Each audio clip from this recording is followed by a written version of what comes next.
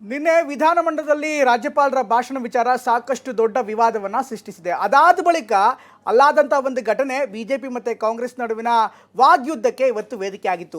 Governor ಸದನದಿಂದ ಹೊರಗಡೆ ಬರ್ತಾ ಇರುವಂತಹ ಸಂದರ್ಭದಲ್ಲಿ ಕಾಂಗ್ರೆಸ್ನ ಹಿರಿಯ ನಾಯಕ ಹರಿಪ್ರಸಾದ್ ಅಡ್ಡಗಟ್ಟಿದ್ದಾರೆ ಅಂತ ಆರೋಪಿಸಿ ಈಗ ಬಿಜೆಪಿ ಇವತ್ತು ವಿಧಾನಸಭೆ ಮತ್ತು ವಿಧಾನ ಪರಿಷತ್ನಲ್ಲಿ ರಣಾಂಗಣವನ್ನೇ ಸೃಷ್ಟಿ ಮಾಡಿತ್ತು. ಇದಕ್ಕೆ ಕಾಂಗ್ರೆಸ್ ಕೂಡ ಕೌಂಟರ್ ಕೊಟ್ಟಿದೆ. ಆದರೆ ಇವತ್ತಿನ ಸದನದ ಕಲಾಪ ಬಹುತೇಕ ಹರಿಪ್ರಸಾದ್ ವಿಚಾರಕ್ಕೇ ಸಾಕಷ್ಟು ದೊಡ್ಡ ಗಲಾಟೆಯನ್ನು ಸೃಷ್ಟಿ ಮಾಡಿತ್ತು. ಹಾಗಾದರೆ ಏನಾಗಿದೆ ಇವತ್ತಿನ ಸದನದಲ್ಲಿ ನೋಡೋಣ.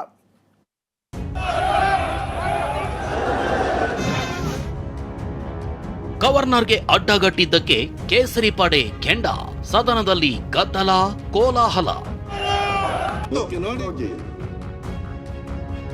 ಬಿಕೆ ಹರಿಪ್ರಸಾದ್ ಅಮಾನತಿಗೆ ಬಿಜೆಪಿ ಆಗ್ರಹ, ಧಮಕಿ ನಡೆಯಲ್ಲ ಎಂದು ಧಿಕ್ಕಾರ.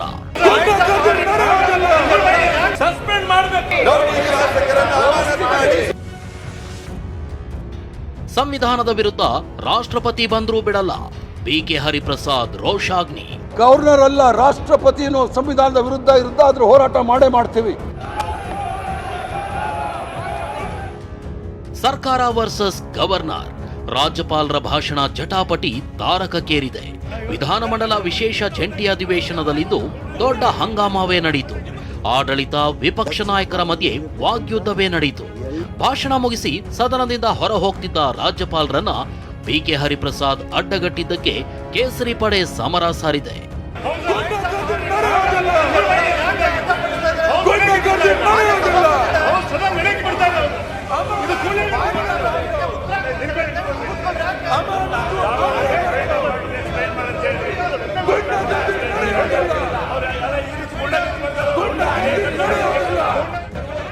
ಬಿಕೆ ಹರಿಪ್ರಸಾದ್ ಅಮಾನತಾಗಬೇಕು ಅಂತ ಛಲವಾದಿ ನಾರಾಯಣಸ್ವಾಮಿ ಆಗ್ರಹ ಮಾಡಿದ್ರು.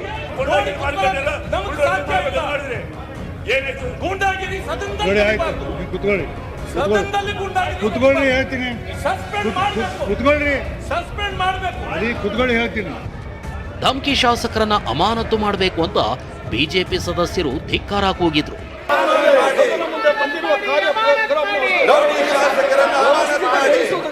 ಸಂಬಂಧಪಟ್ಟಿದ್ದಾರೆ.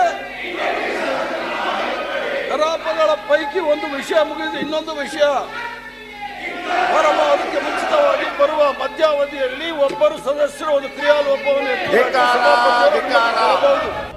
ಬಿಜೆಪಿ ನಾಯಕರ ನಡೆಗೆ ಸಿಟ್ಟಿಗೆದ್ದ ಎಂಎಲ್ಸಿ ಬಿಕೆ ಹರಿಪ್ರಸಾದ್ ರಾಜ್ಯಪಾಲರು ಸಂವಿಧಾನಕ್ಕೆ ಅಪಮಾನ ಮಾಡಿದ್ದಾರೆ ಅಂತ ಬೆಂಕಿ ಉಗುಳಿದ್ರು.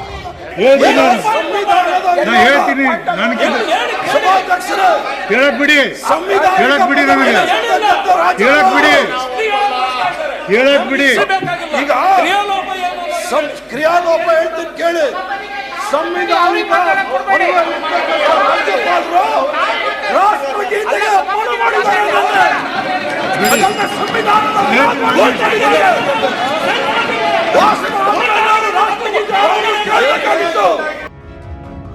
ಅತ್ಯಾಚಾರಿಗಳ ಪಕ್ಷ ಎಂದು ಬಿಕೆ ಹರಿಪ್ರಸಾದ್ ರೋಷಾವೇಶ.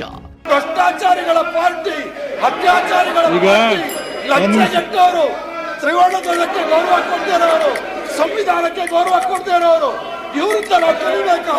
ಪೋಸ್ಕೋ ಕೇಸಲ್ಲಿ ಇರ್ತಕ್ಕಂಥ ನಾಯಕರಿಗೆ ಗೂಢರಾಜ್ಯ ವಹಿಸ್ತಾ ಇದ್ದಾರೆ. ಇವತ್ತು ತಳ್ಳಾಡಿದ್ದಾರೆ, ನಾಳೆ ಹಲ್ಲೆ ಮಾಡಿದ್ರೆ ಅಶೋಕ್ ಕೆಂಡ. ಪರಿಷತ್ ಮಾತ್ರವಲ್ಲ, ವಿಧಾನಸಭೆಯಲ್ಲೂ ರಾಜ್ಯಪಾಲರ ಭಾಷಣ ಪ್ರತಿಧ್ವನಿಸಿತು. ಬಿಕೆ ಹರಿಪ್ರಸಾದ್ ನಡೆಯನ್ನ ಆರ್ ಅಶೋಕ್ ಖಂಡಿಸಿದ್ರು.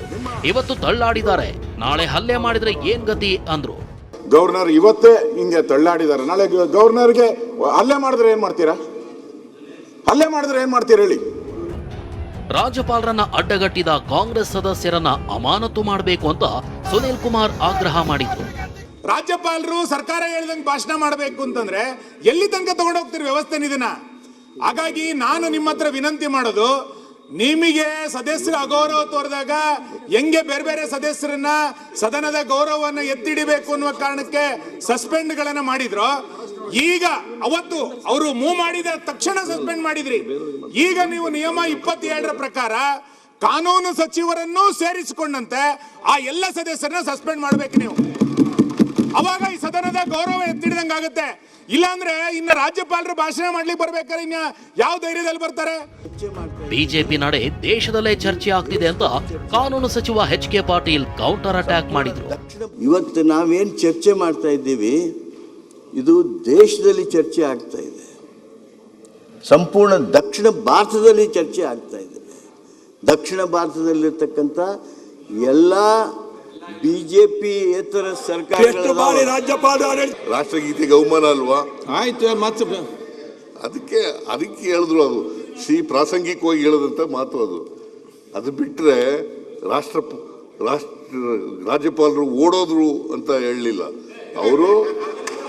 ಕೇಳಪ್ಪ, ಇಲ್ಲಿ ಚರ್ಚೆ ಮಾಡಬೇಡಿ ಇವ್ರೆ, ಅವ್ರು ಒಪ್ಕೊಂಡ್ಬಿಟ್ಟಿದ್ದಾರೆ. ಒಪ್ಕೊಳ್ಳಿ, ಕೂತ್ಕೊಳ್ರಿ. ರಾಜ್ಯಪಾಲರ ಭಾಷಣ ವಿಚಾರದಲ್ಲಿ ಸಚಿವ ಎಚ್.ಕೆ. ಪಾಟೀಲ್ ವಿರುದ್ಧ ಬಿಜೆಪಿ ಸದಸ್ಯ ಸುರೇಶ್ ಗೌಡ ಮುಗಿಬಿದ್ರು.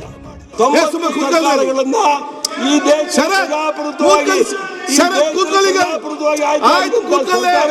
ನಮ್ಮ ವಿರೋಧಿ ವಜಾ ಮಾಡಿದಂತ ಕಾಂಗ್ರೆಸ್